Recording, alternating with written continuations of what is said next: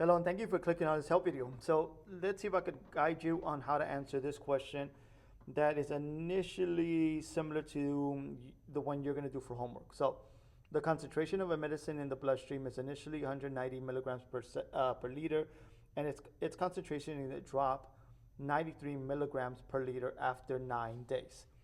So our first part here, part A, is to determine what the value of K is. Now the formula to determine K, let me zoom out a little bit.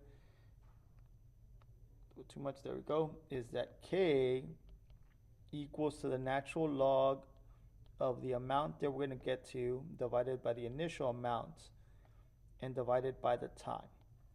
So here we're starting off with 190 grams, and in 9 hours it's going to go down to 93 grams per liter, milligrams per liter.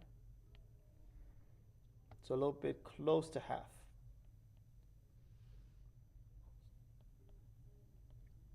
So we're going to figure out the value of K by dividing this 93 over 190, taking the natural log of that, and then that number will be divided by 9 hours.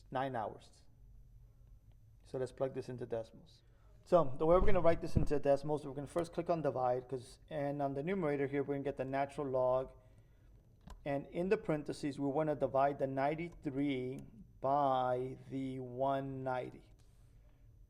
Moving down here in the denominator of that whole entire number, okay, that entire number, this number right there, that number needs to be divided by 9 years, which is this value there. Now, we can use decimals to round this answer here, so let me just copy and paste it. Ooh, too many times.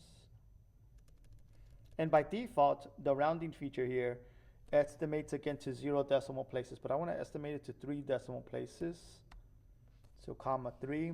So this is the number I'm going to have to use. You need to make sure that you use 3 decimal places because you'll need this number for part B.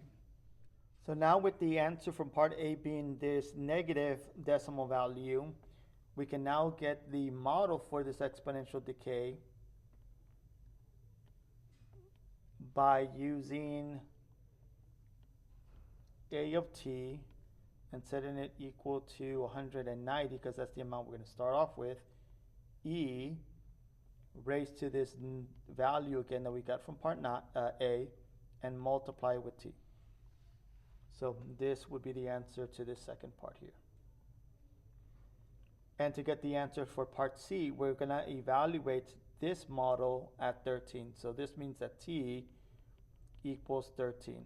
So A of 13 would be 190 e to the negative 0.079, and we're going to replace the t with 13.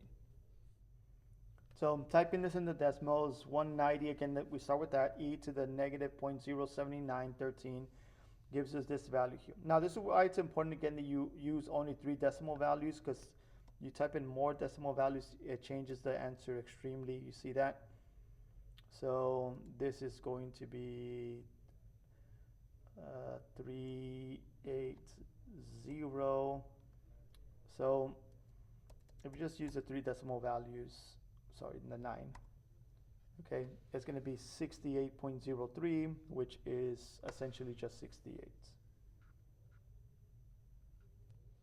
And now finally the last part. So now that we know that this is 68 there, let's move on to the last part. So on the last part, you're not going to plug in, so you're going to solve an equation. So using again the model from E, instead of replacing the t with a number, you're looking for the time when the concentration is going to go down to 29. So there's this amount at some time that gives you a value of 29. So you're going to simply use the model and set it equal to that value. And then we start solving by using the same procedures as any of these examples. So we start by dividing the initial value, which is in this case 190. I wouldn't simplify this ratio of 29 over 190. Just leave it like that. I'll take the natural log to both sides from there so that this cancels out.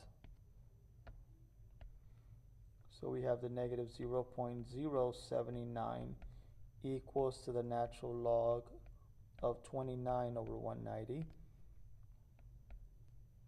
And then we would divide by that value of k.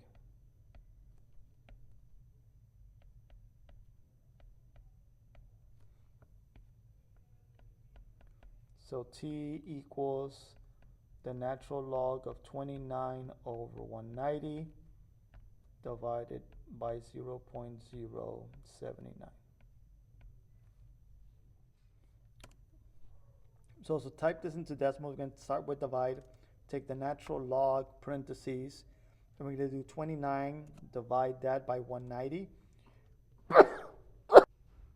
Excuse me, sorry about that. And divide that answer by negative 0.079. So it takes 23.79 hours. I believe this was an hour, so 24. And again, if you need assistance in rounding, use the command round. Type in your decimal value by simply copying and pasting it, or just type it into decimal values yourself and rounding it again to 2 decimal places. Well, you need more than 2 decimal places. You're going to round it to 2 decimal places. Or if you're not going to round it to any decimal places at all, to the nearest whole number, then you have 24. So here's your answer for part D. Now, I hope this video was helpful, but if you do have any questions, please send me a message through email or through the app, through the homework on message by instructor. Thank you for watching, and I hope you have a good day.